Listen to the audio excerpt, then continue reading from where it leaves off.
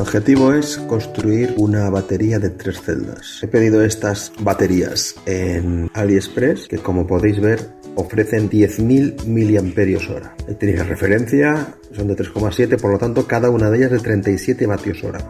Después de desembalar tiene algún golpe que es posible que haya venido en el transporte y que espero que no afecten al funcionamiento. Estas baterías, para trabajar con ellas es muy recomendable que estén siempre descargadas. Tienen mucha energía y cualquier cortocircuito puede provocar un accidente grave. Entonces, para trabajar con ellas siempre descargadas. La cubierta es muy delicada. Cualquier golpe con un destornillador que se escapa puede romper la cubierta y echar a perder la batería. Incorporan, como se puede ver ahí, una protección de sobrecarga y de sobredescarga. Imagino que cortará la corriente si la tensión de alimentación supera los 4,2 y baja de 2,9, que es lo habitual. En principio, la comparación de tamaños, esta de aquí es una batería, la que he traído de 10.000 mAh, y esta es una celda de 4.000 mAh que saqué de un ordenador viejo. Por tamaño más o menos cuadra, ¿no? Esta es bastante más ancha y tiene bastante más volumen que las que compramos. O sea que por tamaño parece que pueden llegar a suministrar lo que ofrecen. Lo primero que haré será comprobar si efectivamente dan los 10.000 mAh que ofrecen. Para ello las cargaré una a una y haré la descarga midiendo la capacidad. Ahora estoy cargando una de ellas con un cargador que se alimenta desde un alimentador de USB o de un teléfono móvil y que carga a 1 amperio. Eso significa que se puede tirar pues varias horas hasta que esté cargada. Cuando esté cargada se encenderá un LED azul indicando que acaba el proceso de carga. Después haremos el proceso de descarga.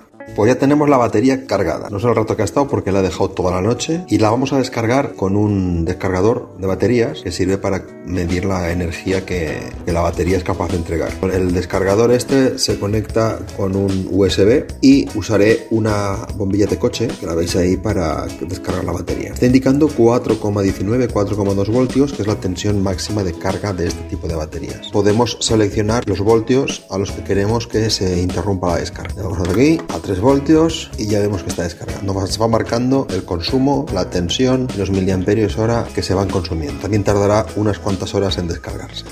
Lleva un par de horas, la tensión ha caído a 3,9 y ha acumulado pues 1800 miliamperios hora. Ya ha terminado, ha entregado 8100 miliamperios hora. No son los 10.000 que promete, pero no está nada mal. Ahora, para hacer la batería de 12 voltios usaremos las 3 baterías que tengo, un balanceador de carga y descarga, unos conectores Anderson Pole y un cacho de cable bipolar. Aquí os pongo el esquema de la batería y la lista de virtudes que según el fabricante tiene el controlador. Retiraré el protector de la batería, que el controlador que instalaré ya lo incorpora, y además este protector me limita la intensidad a 1 amperio. Hay que ser muy cuidadoso para soldar esta placa. Hay que soldar muy rápido para evitar el calentamiento extremo.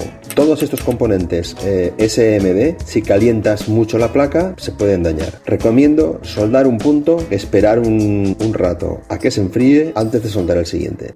Pues tengo ya la batería montada. Aquí está el controlador con las baterías montadas y de aquí sale el cable de alimentación y aquí hay un pequeño cable que conectaré a un monitor de energía de la batería. Así puedo saber la carga que le queda. Por el otro lado están los terminales de la batería. Estos terminales de la batería son muy delicados, ahí los podéis ver, son muy finos y para protegerlo le he añadido estos protectores aquí puestos que he hecho con una impresora 3D y que luego sujetaré con cinta aislante. Así quedan los terminales protegidos de posibles cortocircuitos y de daños si se doblan.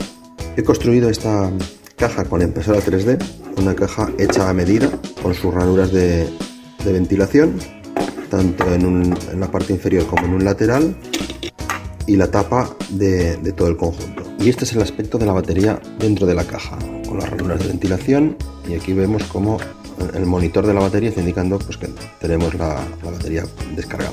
Lo primero que habrá que hacer será cargarla.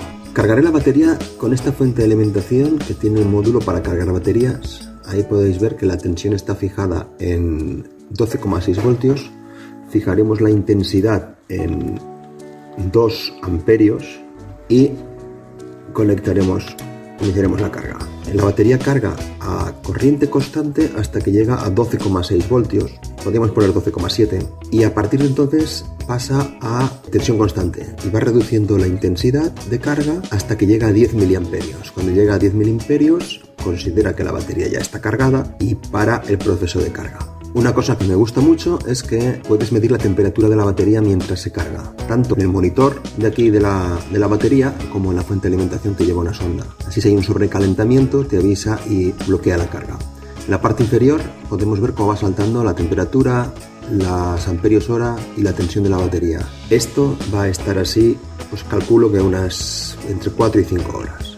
Ya ha terminado el periodo de carga a intensidad constante. Ahora irá bajando la intensidad de carga hasta 10 miliamperios. La batería ha acumulado 6.700 miliamperios hora, unos 80 vatios hora de energía.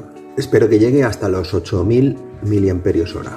Ya he terminado, han entrado 8.080 miliamperios hora, casi 100 vatios hora, y ha estado unas 6 horas. Y el último dato importante para una batería pensada para operación portable es el peso, 610 gramos. Y para acabar, el presupuesto. Aquí tenéis los precios de diferentes cosas. Lo que está en azul se puede comprar también en Amazon, te lo traen en un día, pero es considerablemente más caro. Y la caja, bueno, el precio está si tenéis que encargar la impresión por internet.